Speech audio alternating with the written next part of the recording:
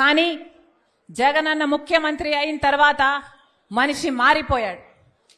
జగనన్న ముఖ్యమంత్రి అయినాక పాత జగనన్న కాదు, ఈ జగనన్న నాకు తెలియదు. ఈరోజు మూకుమ్మడిగా నా మీద దాడులు చేస్తున్నారు. సిగ్గు ఎగ్గు లేకుండా, ఉచ్చం నీచం లేకుండా వ్యక్తిగతంగా నన్ను టార్గెట్ చేస్తున్నారు. ఎన్ని రకాలుగా రోజుకొక స్టోరీ చెప్తారు, రోజుకొకరిని ముందుకు తీసుకొస్తాడు, రోజుకో జోకర్ ముందుకొస్తాడు, ఒక కొత్త మాట చెప్తాడు. నిన్నైతే ఒకడు ఏకంగా ప్రణబ్ ముఖర్జీ పేరునే తీసుకున్నాడు.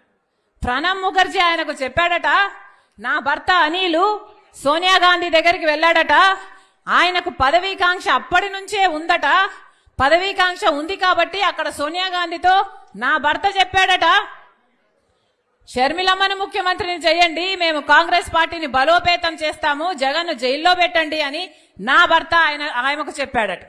మీకు దమ్ముంటే, మీది నిజమైతే చెప్తున్న ఒక్క మాట మీరు రుజువు చేసుకోలేరు. ఇష్టం వచ్చినట్లు జోకర్ల చేత, ఎవడి చేత వీలైతే వాడి చేత ఏది కావాలంటే అది మాట్లాడిస్తున్నారే. ఉచ్చం నీచం అవసరం లేదా? ఆడపిల్ల అన్న ఇంగితం కూడా లేదా? వ్యక్తిగతంగా టార్గెట్ చేస్తారా?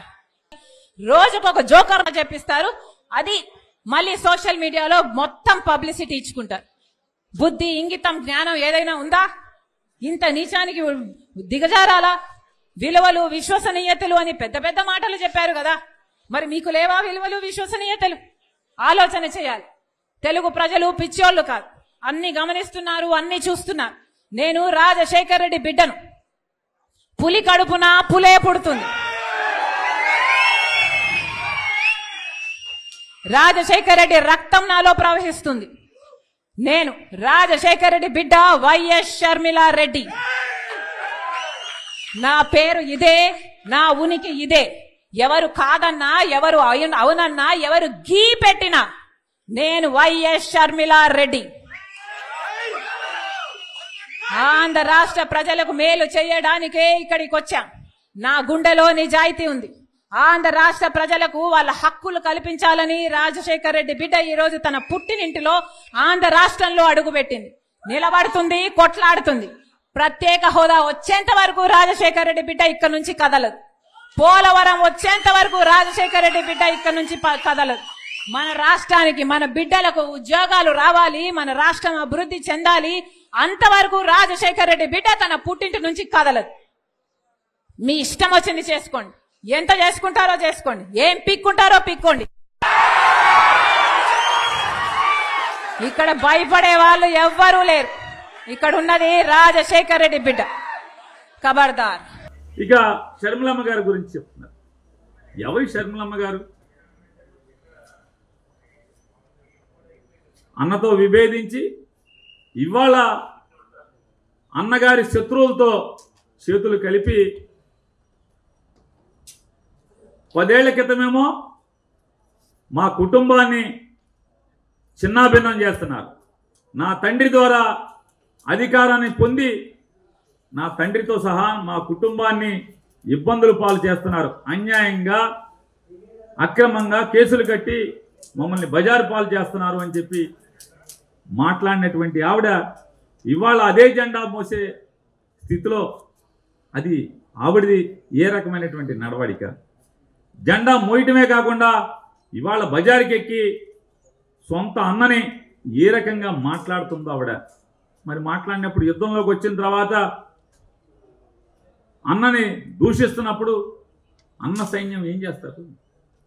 ఆఖరికి పవన్ కళ్యాణ్ గారి యొక్క మనుషులు, పవన్ కళ్యాణ్ గారిని ఫాలో అయ్యేటువంటి ఫ్యాన్స్ కానీ, చిరంజీవి గారు జగన్మోహన్ రెడ్డి గారిని కలవటానికి వస్తే సినిమా పరిశ్రమ గురించి ఇవన్నీ తిట్టారు. మీరు చెప్పేటువంటి మీ జనసైన్యమా, జనసైకుల ఏంటిది? అది జనసైకుల, జనసైన్యమా? వాళ్ళు ఎవరు? ఎన్ని చిరంజీవిని దూషించారు? అప్పుడు మీ నోరేమైంది? ఒక్క మాట, అరే ఎదవల్లారా, మా అన్నయ్యరా, తిట్టబాకండ్రా అని ఒక్క మాట మాట్లాడావా? మాట్లాడకపోగా ఇవాళ సన్నాయి నొక్కులు, పత్తిత్తు కబుర్లు మాట్లాడుతున్నారు. ఇక నీతులు మీ దగ్గర నుంచి చెప్పాలి. మీరేం మాట్లాడారు? పవన్ కళ్యాణ్ గారు లోకేష్ గారిని, చంద్రబాబు నాయుడు గారిని, తెలుగుదేశం పార్టీని ఏం మాట్లాడారు? నా తల్లిని దూషిస్తారా, నా తల్లిని దూషిస్తారా అని చెప్పి రంకెలేశారు.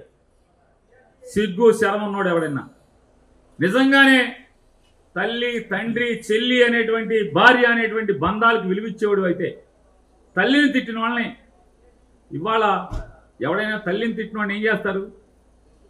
చేతనైతే ఆడి పాడి మోస్తారు, లేదంటే భగవంతుని కోరుకుంటారు. వాడికి ఇంత దుర్మార్గంగా నేను ఆడికి మేలు చేస్తే నా తల్లిని తిట్టారు, అవమానించారు కాబట్టి భగవంతుడా వారి పాపాలని కడిగయ్యో లేకపోతే వాళ్ళ పాపాలకు తగ్గ శిక్ష అయ్యో అని కోరుకుంటారు. జగన్మోహన్ రెడ్డి గారు ప్రజలతో రేపు జరగబోయేటువంటి 2024 ఎన్నికల కురుక్షేత్రంలో తన అర్జునుడిని ఈ యుద్ధంలో రాబోయేటువంటి ఎన్నికల కురుక్షేత్రంలో ఈ 5 ఏళ్లు ప్రజా శ్రేయస్సే లక్ష్యంగా పనిచేసినటువంటి నాకు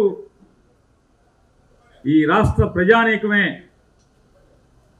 ఈ జగన్మోహన్ రెడ్డి గారి ప్రభుత్వం వల్ల ఏ గడపలో అయితే ఏ కుటుంబానికైతే మేలు జరిగిందో మేలు జరిగినటువంటి ప్రతి కుటుంబం అలాగే వైఎస్ఆర్ కాంగ్రెస్ పార్టీ ప్రతి కార్యకర్త శ్రీకృష్ణుడిలా తనకు అండగా ఉండి నడిపించమని రేపు జరిగేటువంటి కురుక్షేత్రంలో కౌరవుల్లాగా కుట్రలతో కుతంత్రాలతో ప్రజల మనసులను గెలవటం కంటే కూడా ఓట్లు పోగేసుకుని కూటమి ద్వారా కౌరవ సైన్యంలాగా మందిగా వస్తున్న వారిని మట్టి కరిపించడానికి నాకు అండగా ఉండండి శ్రీకృష్ణులాగా అని చెప్పని ఆయన మాట్లాడుతుంటే ఆయన ప్రజల్ని వేడుకుంటూ ప్రజల్ని అడుగుతూ ఉంటే జనసేన పార్టీ అధ్యక్షుడు పవన్ కళ్యాణ్ గారు ఒక జంపింగ్ జపాంగ్ని పెద్ద వీరుడిగా సూర్యుడిగా పోటుగాడిగా ఊహించుకుని అతను పక్కన పెట్టుకుని మాట్లాడతాడు. అర్జునుడైతే ద్రౌపదిని కాపాడాలంటాడు. అర్జునుడికి ద్రౌపదికి బంధం ఏంటో సంబంధం ఏంటో కూడా వీరికి తెలియదు. సరే పోతే పోయింది. చెల్లెల్ని తిట్టిస్తున్నాడు జగన్మోహన్ రెడ్డి గారు అని మాట్లాడతారు.